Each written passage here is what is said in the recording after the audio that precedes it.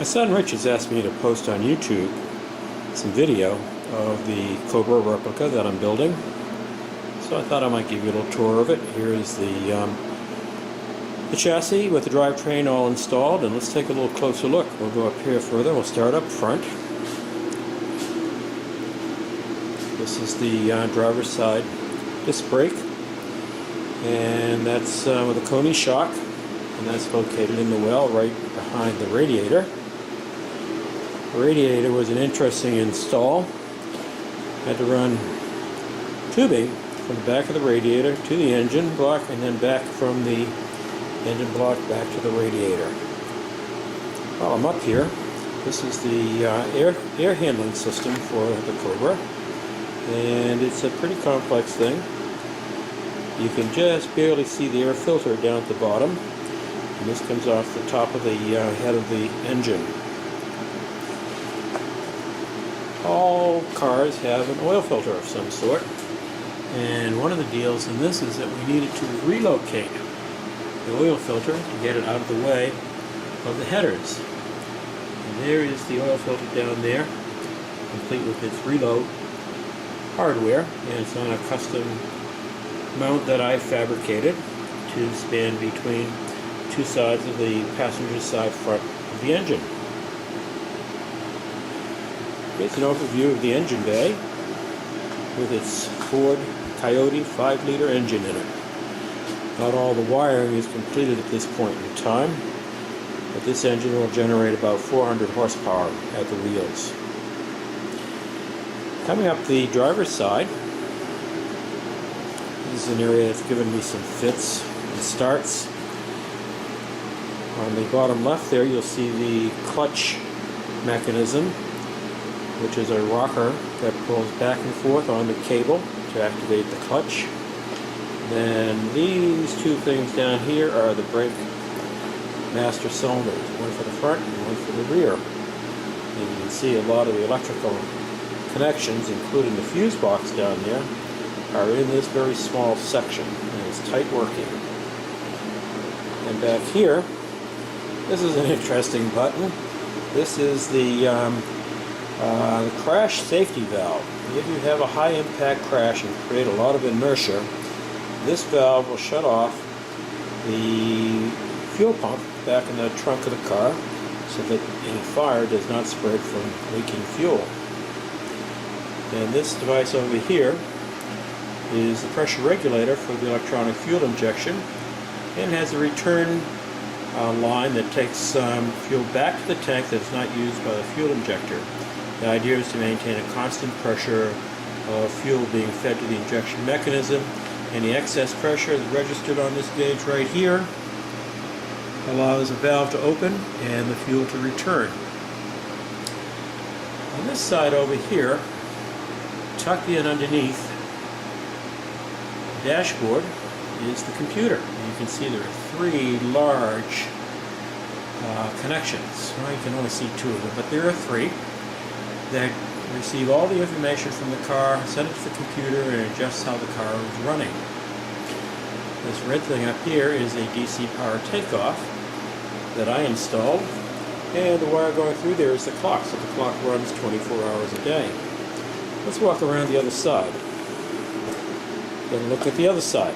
And here are the disc brakes on these mammoth tires on the passenger side.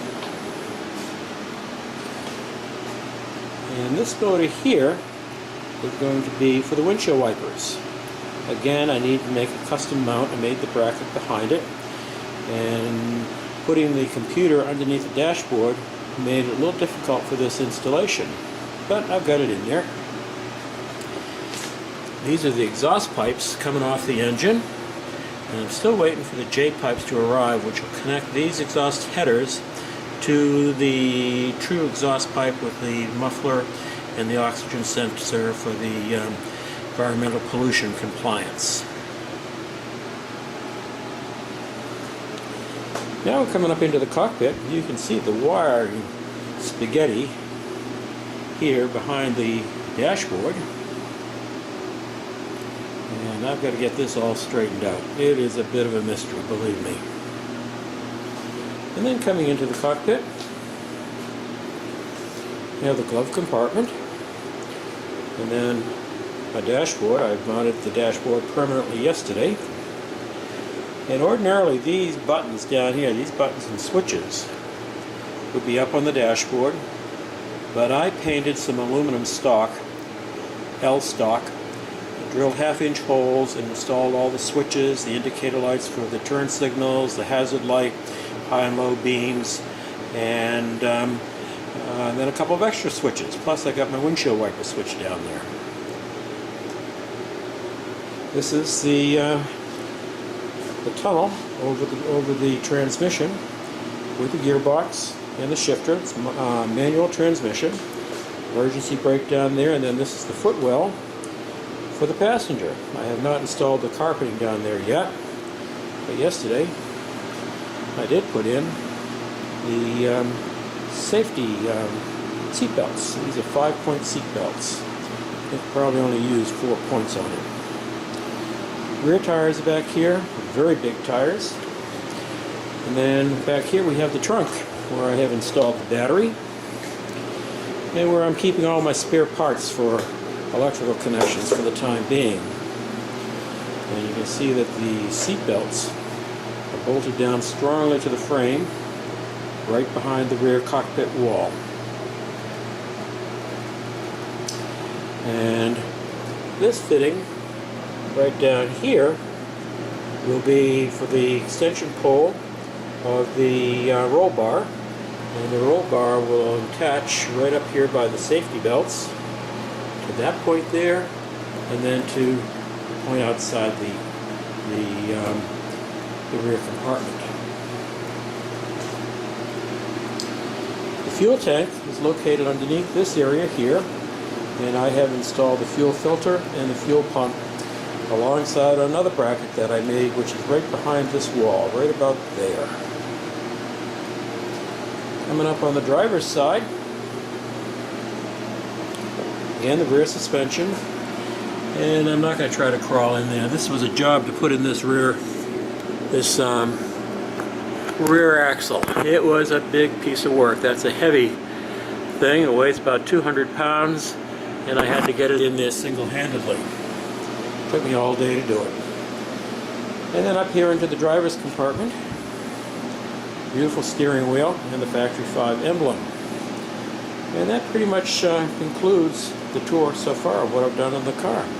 So I'll say see you later, and I'll get this posted on YouTube.